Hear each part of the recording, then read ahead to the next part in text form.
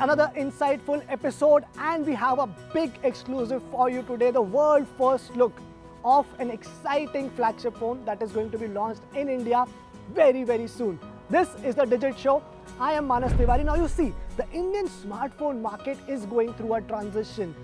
OnePlus, which was once seen as the next flagship killer, has been struggling. It's been affected by the green line issue. You must have read about it, you must have heard about it. So what is that the OnePlus is doing to sort of address these concerns? How does it plan to make a comeback in the Indian market? Well, I sat down with Robin Liu, the CEO of OnePlus India, as the company plans to launch its next flagship phone, the OnePlus 15R, which we'll show you today exclusively on the Digit Show. But we didn't just talk about this particular phone. We also spoke about OnePlus concerns, its issues, its challenges, and also its focus areas going into the next year. Let's hear it out from him.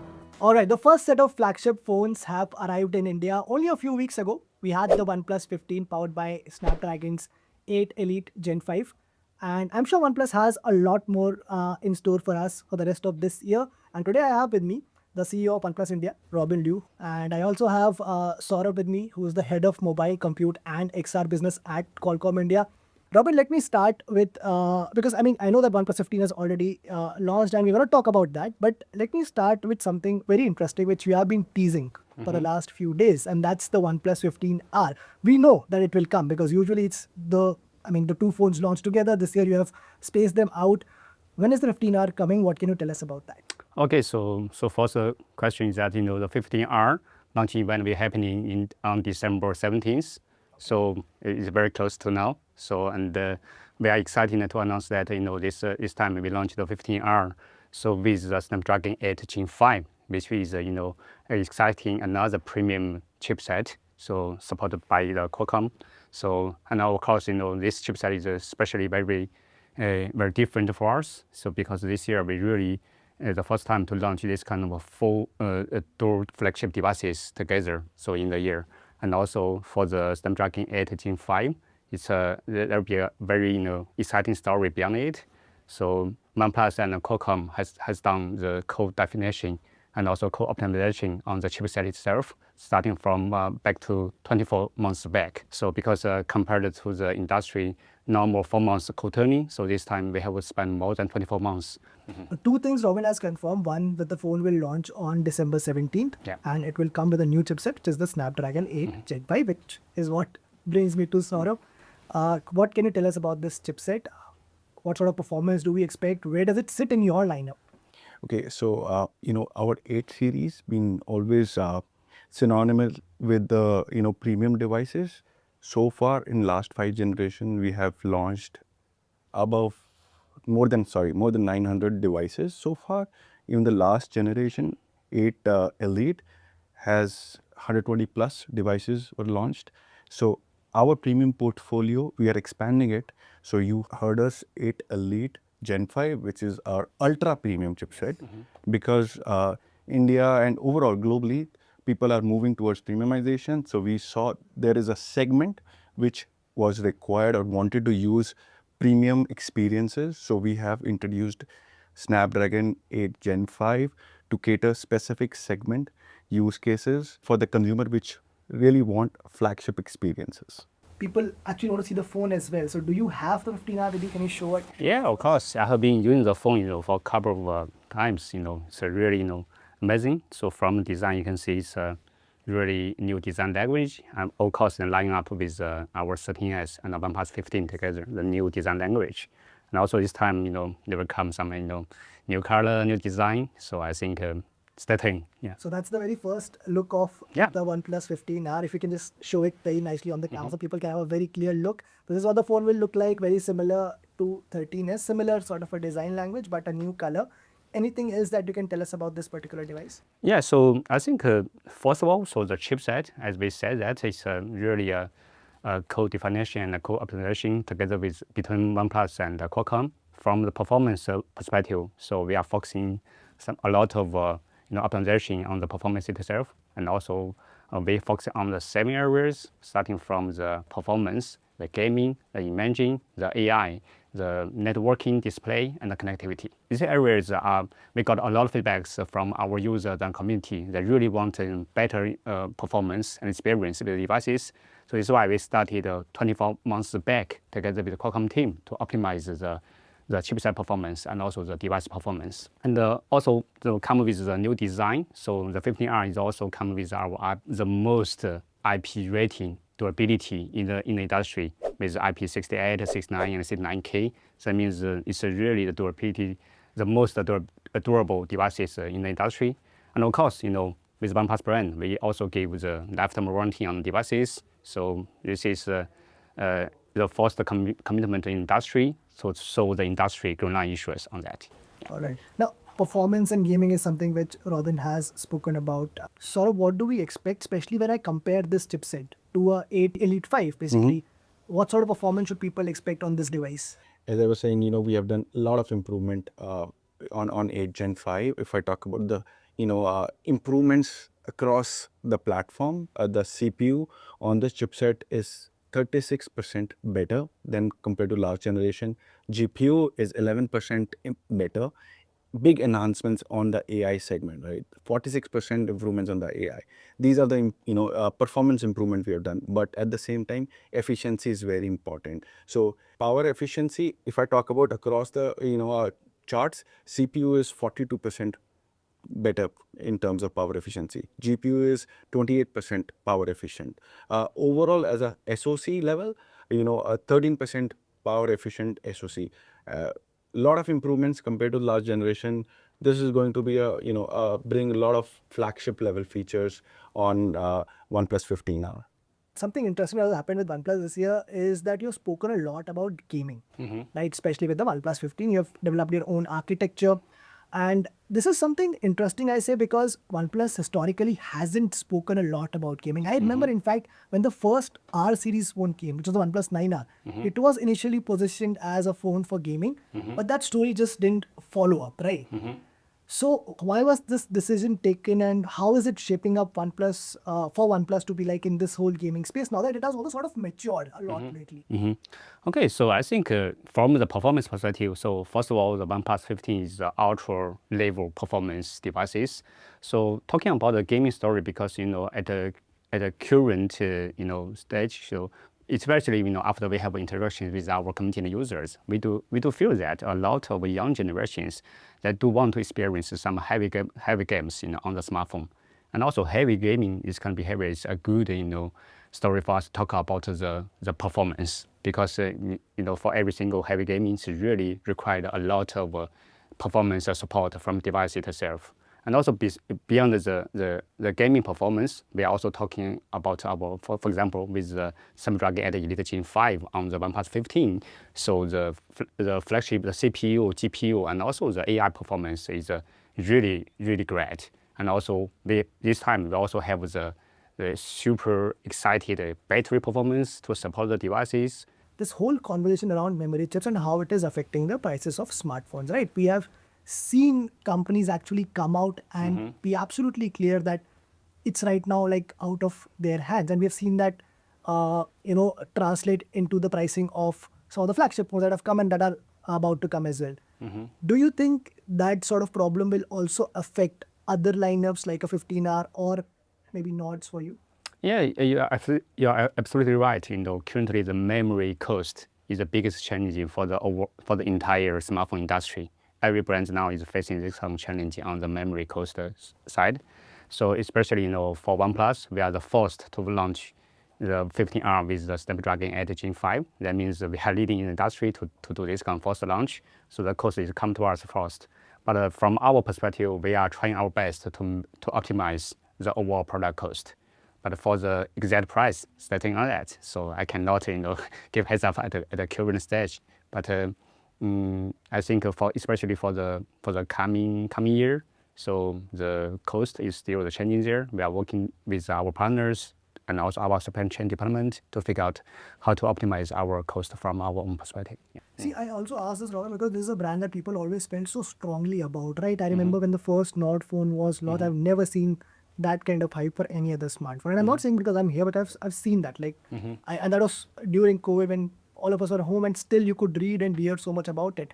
And then when something like this whole Greenland incident happens, and every time we also put out a video, the first comment is always about that. So do you think that that has actually affected the brand a lot? And where are you with addressing that? Yeah, you are absolutely right. The reason we announced our Project Starlight last December, because we do see this is a challenge to the brand and also to our to our users, because we want to from OnePlus brand perspective, we want to provide the best product and of course the best experience and the best service to all users.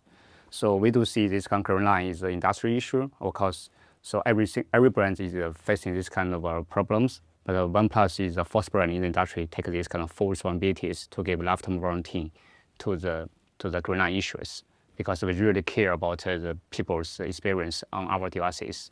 So now I can say OnePlus has the lowest risk in the industry to have this kind of green line issue compared with all brands. In contrast, Saurabh, you've had a fantastic year with Snapdragon 8 Elite doing remarkably well. You right now dominate the premium segment in India when it comes to chipsets. But what is what is next year looking like for you? I think very exciting times, right? If you look at the use cases, we never thought of it, right? Go 10 years back, we never thought, smartphone will going to replace those DSLRs, right? Because of the camera quality, which now I don't carry a DSLR with me. My camera is good enough to, click good pictures. People used to carry their credit cards or checkbooks for payment. Now you do UPI payments. So a lot of use cases have evolved. And for smart glasses category, I think we will see plethora of new use cases coming up, right? Pay by scanning, the QR codes. You can just say and pay from your smart glasses, and look at the calorie count, what you want to eat. So there going to be plethora of new use cases which we have never thought of, and we are really excited about it. And Robin, for you, going into 2026, of course, now the 15R will launch, but post that, what are going to be the major focus areas? Again, very interesting, because something that OnePlus spoke about a lot till a couple of years ago was the whole ecosystem play, right? Mm-hmm. And then now when I see it, okay, there's a pad, there's a tablet, there's the audio devices, but there's not a lot that has been done outside of them, right? So do we see something new? Yeah, so I think from an ecosystem perspective, we are keeping this kind of researching and studying on that. What is the best to bring to the market? So as of now, we are still focusing on these areas that you mentioned. So, and also, to be honest, currently our audio products, the tablet, and also the smartwatch are really very welcomed by our community as well. So, for example, our audio product, so every single year, over 10 million people will choose our audio products. So in the country, it's really exciting for us. So we have done a lot of interactions. So in last year, I came back to India. So for the business, I have done more than 50 rounds interactions with our users. Even before I came to India, so I will invite a lot of users to Bangkok, some other countries, to have this kind of interview, face-to-face communications, to understand their expectations on OnePlus. So based on the user feedback, based on our R&D study, I think we're doing something. Yeah. I'll tell you, this is my feedback. You need to launch an air purifier here in India. That's a category that's going to pick up like anything, especially in North. Yeah. I understand that it's also kind of a pain point for me, when I travel to Delhi here.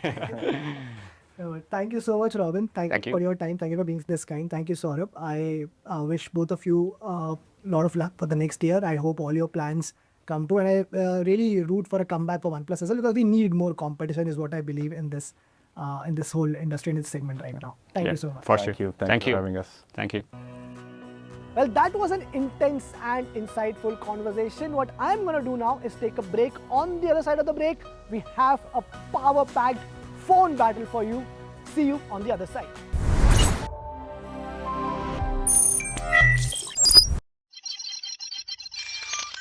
Welcome back. This is the Digit Show. I am Manas Tiwari. Now, before going into the show, we spoke about OnePlus 15, 15R, two very interesting flagship phones. But there are more that have come this month. These are not the only phones. Both iQOO and Realme have launched their flagship devices powered by Snapdragon 8 Elite Gen 5 chipset. These are extremely top of the line power-packed, performance-focused phone. So if you are in the market for a flagship device that gives you a lot of raw performance, these are supposed to be on top of your list. But which one to buy? Because both of them are priced the same. They come with similar set of specifications. So at the Digit Test Labs, we put these two devices through rigorous testing. We compared them, and here's Aman telling you everything about them. Hello and welcome to the Digit Style 6-hour battery drain test comparison between two of the latest flagship phones, the iQOO 15 and the Realme GT 8 Pro. Now, if industry insiders are to be believed, the iQOO 15 could be priced around 70,000 rupees, just like the GT 8 Pro. And for the asking price, which of these two stands tall when it comes to performance and endurance? We are here to find out.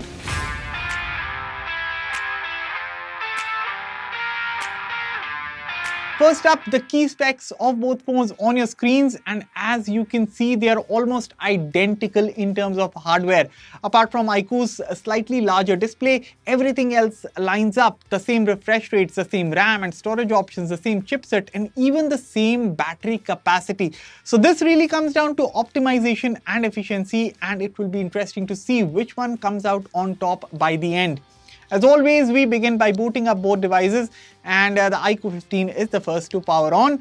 Both phones are connected to the same Wi-Fi network and fully charged. The display resolution is set to auto, the refresh rate is locked at the highest setting, brightness is calibrated to roughly 500 nits using a lux meter, and the audio is set at 50%.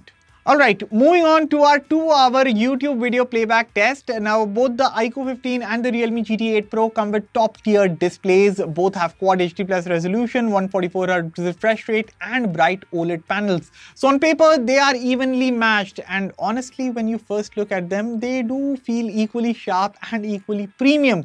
The difference shows up in the tuning. Out of the box, the Realme goes for a more natural look. Color feels balanced and closer to real life. The iQOO 15, on the other hand, pushes things a bit more. In some scenes, highlights and colors can look slightly boosted. Not in a bad way, it actually makes the display feel more vibrant and punchy, but you can definitely tell the tuning is different. Where the iQOO really pulls ahead is brightness. The GT 8 Pro is already very bright and more than good enough in any lighting condition, but the iQOO 15 goes a step further. It gets insanely bright, probably the brightest display I have used so far. I could be wrong, but under direct sunlight, I don't think there's a phone out there that looks brighter than the iQOO 15 right now. So while neither phone will give you any trouble outdoors, the iQOO 15 does stand out as the brighter one overall.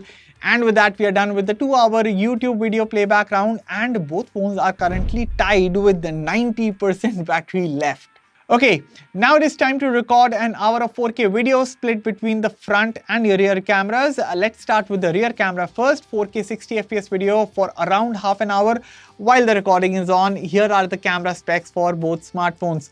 The iQOO 15 comes with a new 50 megapixel triple rear camera setup paired with a 32 megapixel front camera. It supports video recording at up to 8K 30fps from the rear and 4K 60fps from the front.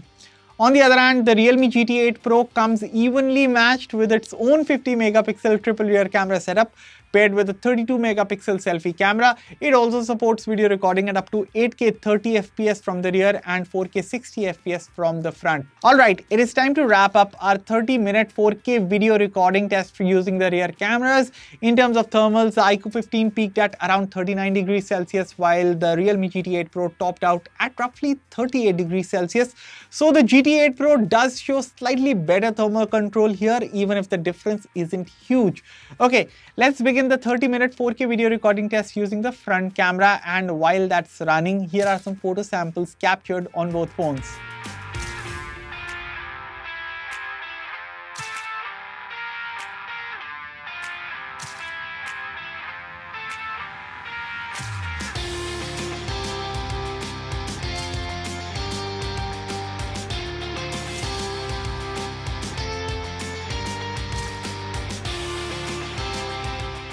With that, we have wrapped up a full hour of 4K video recording, checking temperatures again, and the iQOO 15 actually ran a bit cooler this time, peaking at around 37 degrees Celsius, while the Realme GT 8 Pro stayed close to 38 degrees Celsius.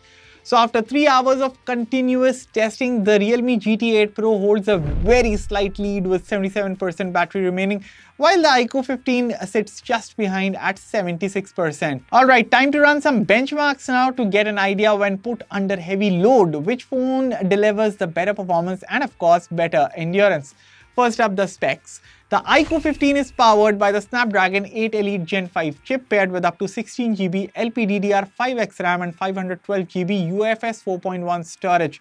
On the other hand, the Realme GT 8 Pro is also powered by the Snapdragon 8 Elite Gen 5 SoC and comes with up to 16GB LPDDR5X RAM and 512GB UFS 4.1 storage. Starting with Geekbench 6 and based on the scores, the iQOO 15 and Realme GT 8 Pro are virtually identical in single core performance, with the GT 8 Pro being only about 0.3% faster, which is basically the same in day-to-day use. But in multi-core performance, the Realme GT 8 Pro takes a clearer lead, coming in roughly 4.7% faster than the iQOO 15. Moving on to AnTuTu, the iQOO 15 scored a total of about 3.66 million, while the Realme GT 8 Pro achieved about 3.82 million. That's roughly a 4.2% overall improvement in favor of the GT 8 Pro, which is modest but noticeable lead. The CPU and GPU numbers follow the same pattern as well. The Realme pulls slightly ahead with a 1.11 million CPU score compared to iQOO's 1.06 million and a 1.41 million GPU score versus 1.35 million on the iQOO 15.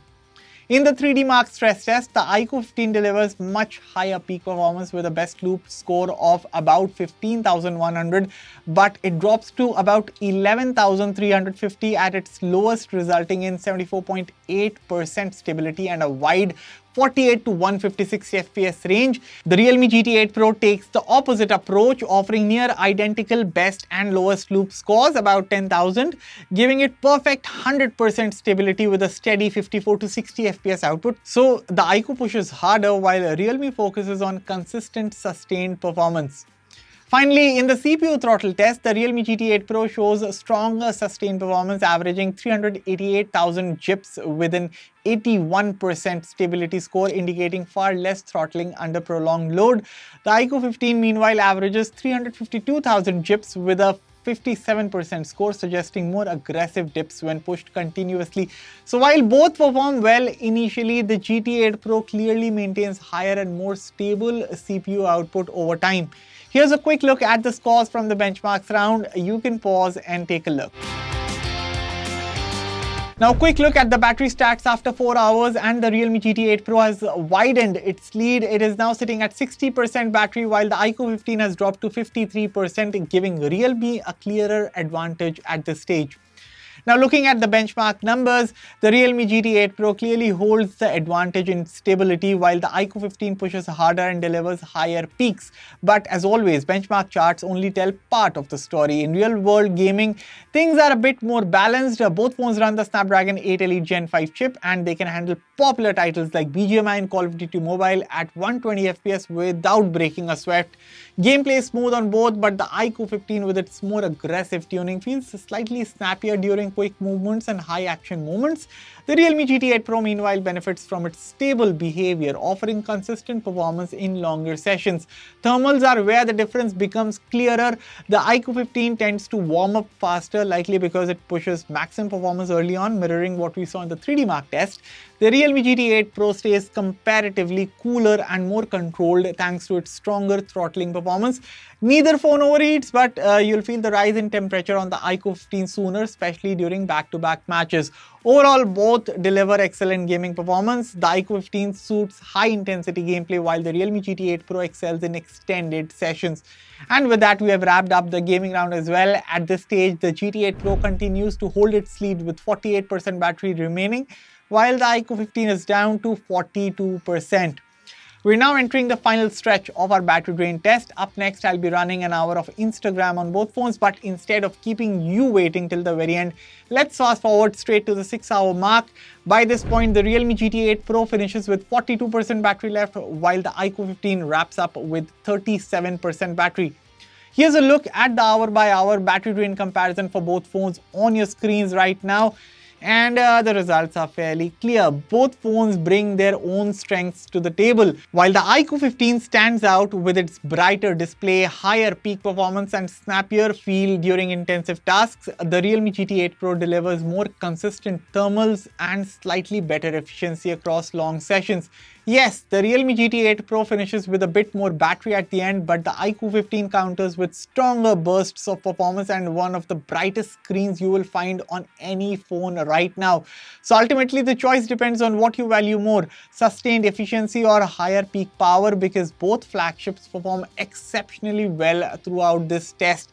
And that's it for this battery drain test between the iQOO 15 and the Realme GT 8 Pro. Share your thoughts with me in the comments below, and as always, I'll catch you all in the next one. Thank you for watching. It's been a power-packed November for all the tech enthusiasts. We have seen a bunch of flagship phones launched this month, and this is not going anywhere. There are going to be a lot more new devices coming over the next month or so. We'll bring you all those updates, but it is also time to celebrate the best of the best in the world of tech. And this week we are hosting the Digit 01 Awards for exactly the same, where best of the tech will be rewarded. So stay tuned as we announce all our winners from the Digit 01 Awards. Follow us at digit.in. Also keep an eye on all our social media handles as the results are out. Let us know who you think can win this year's best phone of the year, best laptop of the year, best wearable gadget of the year. Your views, your opinions are always welcome. I will see you next Saturday, 8:30 AM here on Times Now with another great episode of The Digit Show. This is Manas Tiwari signing off. See you next week.